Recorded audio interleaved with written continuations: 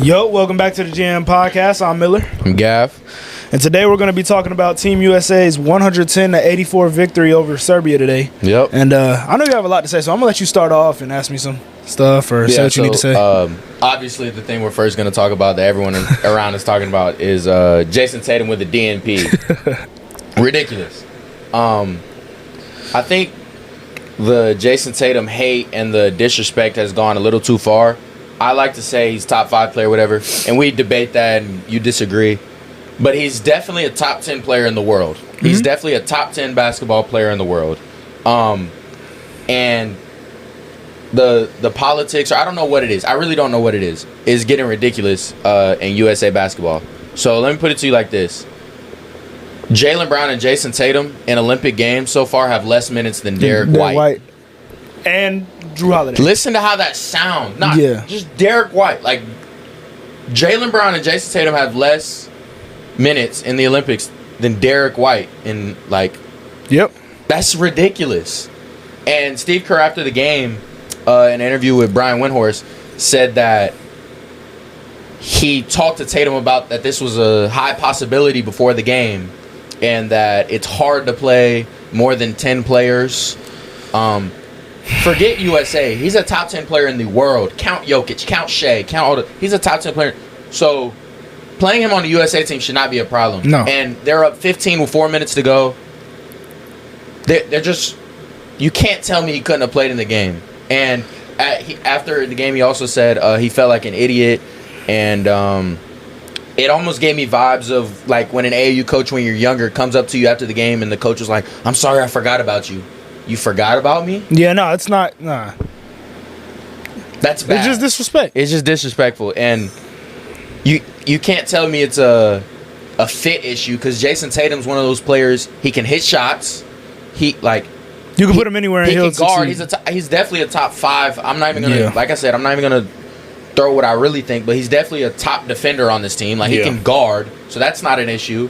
And he rebounds.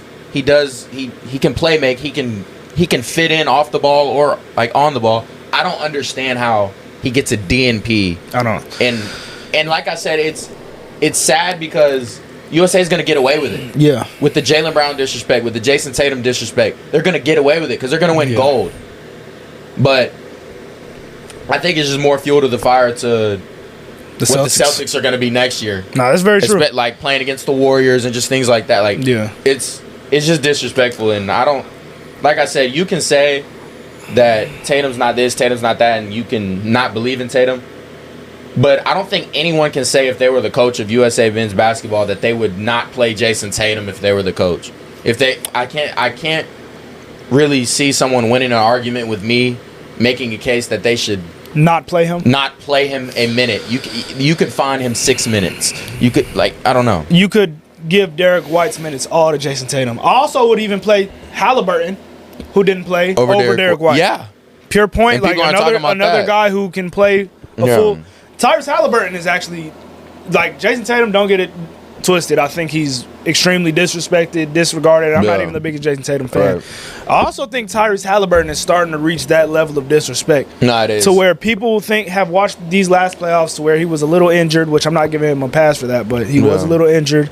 But don't forget, though. But this guy at the beginning of the season was at least looking like the best point guard in the Eastern Conference. Yeah.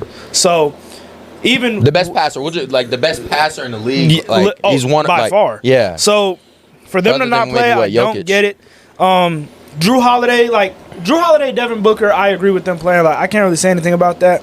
And Tyrese Halliburton, like, it's not that crazy. Okay, it's 12 players, but like you said, Jayson Tatum not playing is a disrespect to him. Yes. And he's on the bench having to act. Jayson Tatum, props to you for.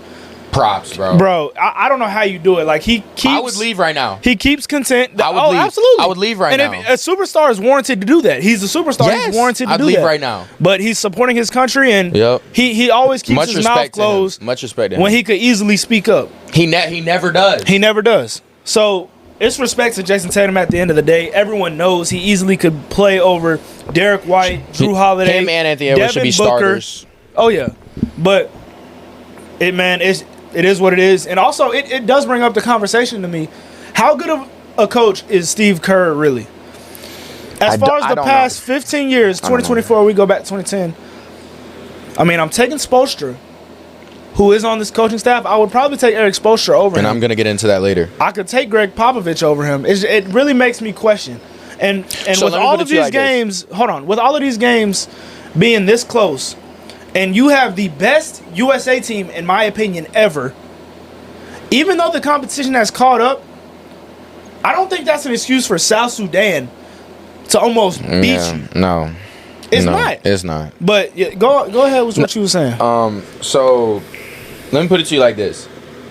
The Warriors were what? Worst team in the league? Or they were definitely like bottom 2 or 3 those years. Curry was hurt. Yeah. And Clay was hurt. So he as a coach, that's your time to show you, okay, I can take these guys and win. And once again, it's the NBA. It's all about talent. I'm not expecting him to take that team and but I've seen Spoelstra take some teams that is like not even playoff to like, you know what I'm saying? Like Spoelstra, I feel like always overachieves my expectations. I definitely think Spoelstra's a better coach though. So I'm really interested to see when Curry's gone and Clay's gone and he just has okay talent, how is Steve Kerr really going to do without the greatest shooter of all time? Because I'm not saying it's easy, because in the NBA you have to coach personalities and things like this. So props to him. Like he was perfect maybe for that team, but I don't think Steve Kerr is just a coach that is like I said, he's gonna have to prove. He's gonna have to. He coached the 2 best shooters, in my personal opinion. He coached number 1 best shooter and number 2 best shooter of all time. And you could argue number 3.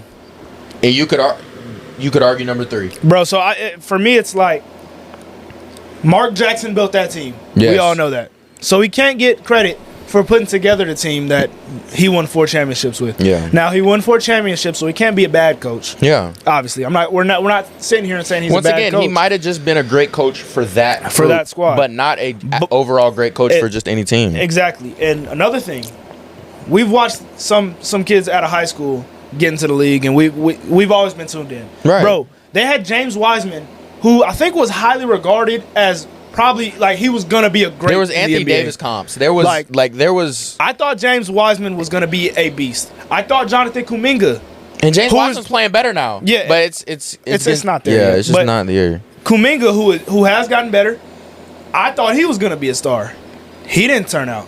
So Moody. It's like he hasn't developed players in the correct way. Yeah.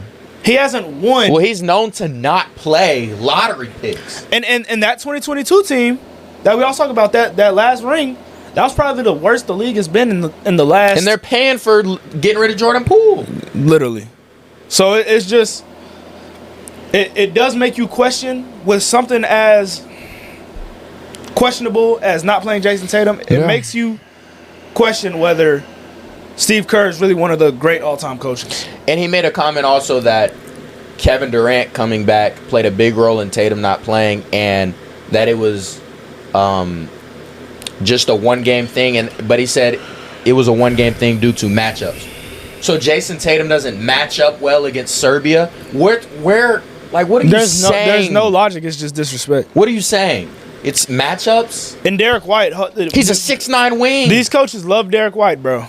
And I love Derek White too, bro. And I love Derek White. Sometimes, bro, just God made people better. Yeah. Jayson Tatum is better, and he can fit into any system. And Derek White's a great defender, but Jayson Tatum can guard 1 through 4, and Tatum wasn't even playing bad in none of the friendlies. No, he wasn't playing bad in any. So I don't know why out of all the players to give a DNP to, you pick Tatum. It definitely seems like there's some type of politics involved or something. I don't know. And by the way, with the Adebayo also is a player that maybe, but Adebayo and AD right now is a special duo. I don't know what it is, but they are ridiculous. Yes, and I wasn't even going to get into that, but Embiid is struggling. Yeah. I'm not saying give Embiid a DNP because he don't deserve one either. No. But you can't even say it's like due to the way Jayson Tatum's been playing. No. Like and Embiid's been struggling. Embiid and Bam were the only players. So this is not even. I'm not even pointing at. Oh, Jayson Tatum should be playing over this guy, because there's a lot of guys he should be playing over. Yeah. So it's not even a point out at Derek White. It's just facts. But because, like I said, they're not going to pay for this and they're not going to be held accountable because they're going to win gold. Yeah. So they're not in a position where Steve Kerr is going to be held accountable or this is going to backfire on them because they're still going to win gold. But it's just a simple fact that he should be playing, and it's not even debatable that he should be playing. It's not even a question. And like, by the way, peep the Tatums. Yeah, peep the Tatums. I had to wear them for him.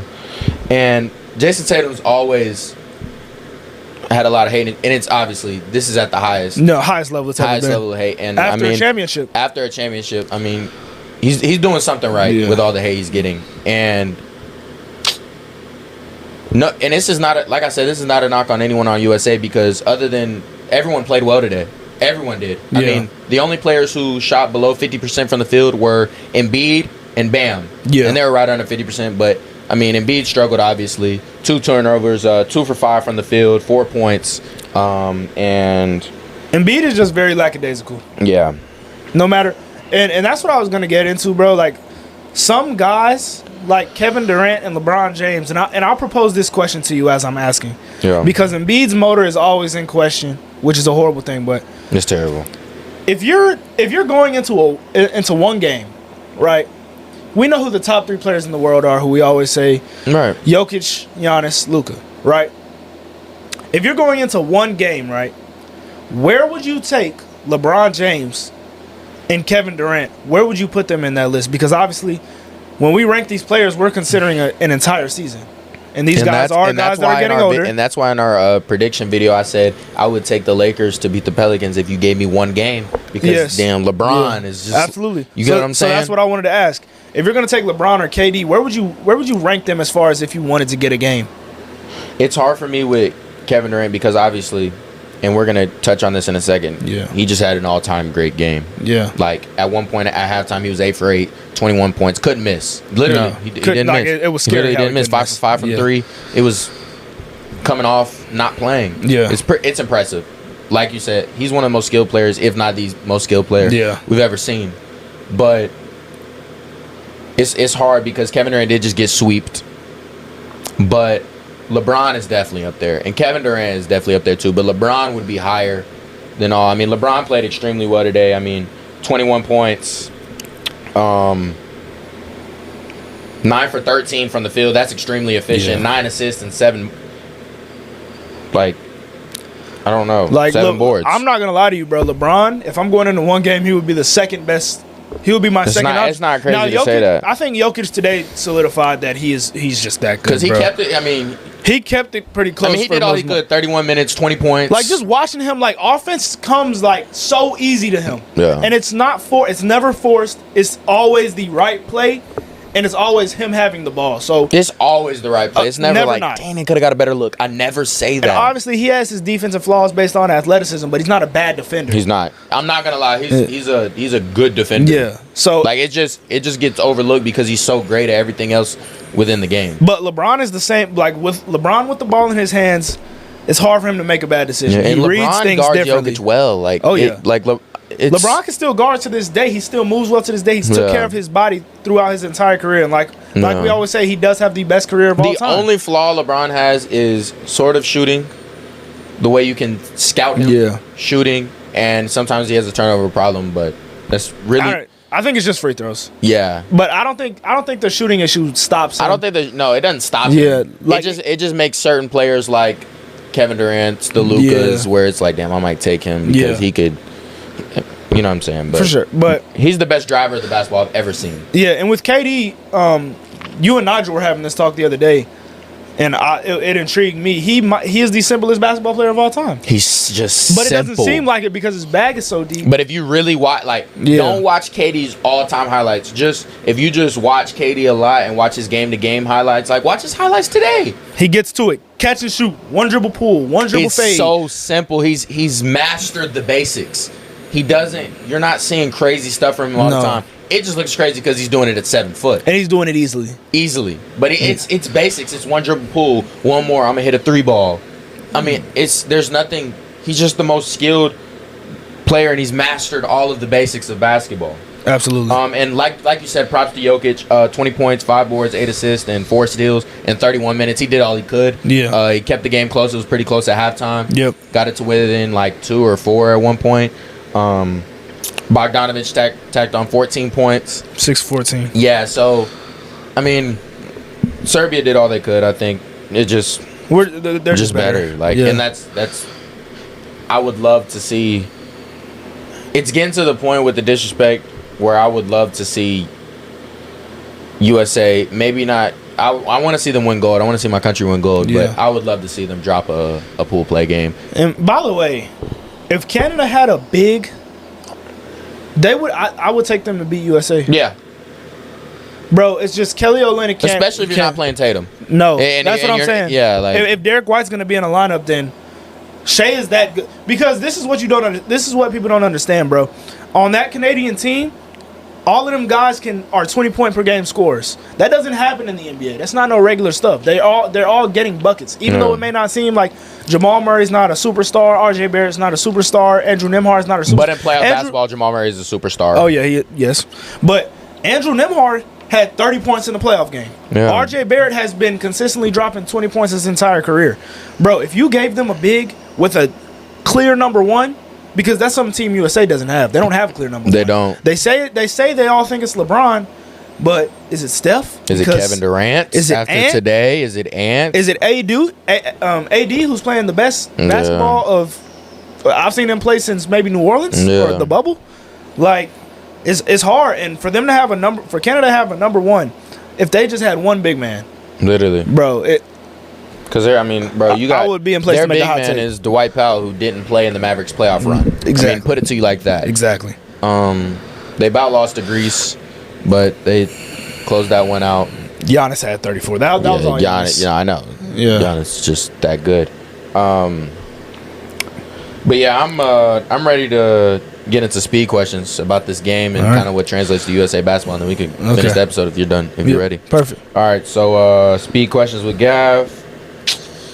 Start off with, who's the best player on Team USA? Anthony Edwards. Okay, I got Kevin Durant. I'm not gonna lie. Oh, okay. Yeah. Kevin Durant, really? Yeah. I texted. Why not? But I feel like if you go that route, you have to pick LeBron. Why? He's just better. I think he has more impact on the game. He might have more. He might have a more all-around impact on the game, but from a standpoint of, how do I put it? Insertion. I just love how KD can fit. With. There's not a team all time that KD can't fit on. Fit perfectly. So that's why I think he's very successful, and he is the greatest USA basketball player of all time statistically, most points all time. And he was talking about even trying to play in the next Olympics if he can. That's crazy. But yeah. By the way, we're gonna keep going to the speed questions. Yeah. Tyus Jones to the Suns, and that's what I was getting at. Okay. Yes. Yeah. We've been talking also about the Suns just need a point guard because for the last 2 years. One thing people don't understand is wings are the most valuable pieces in basketball. You have rare cases where like Luka's, but even Luka's like 6'8". He's wing size. Yeah. But he's not a wing.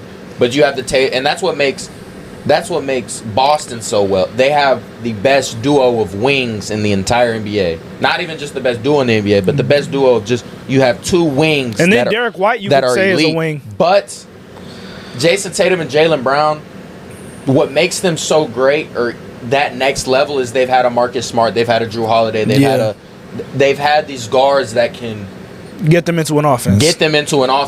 Yeah. Devin Booker is not the guy that gets you into an offense. I've seen Devin Booker go get 70. He's just not that guy. He's a bucket. So I'm looking from a Boston standpoint of elite wings.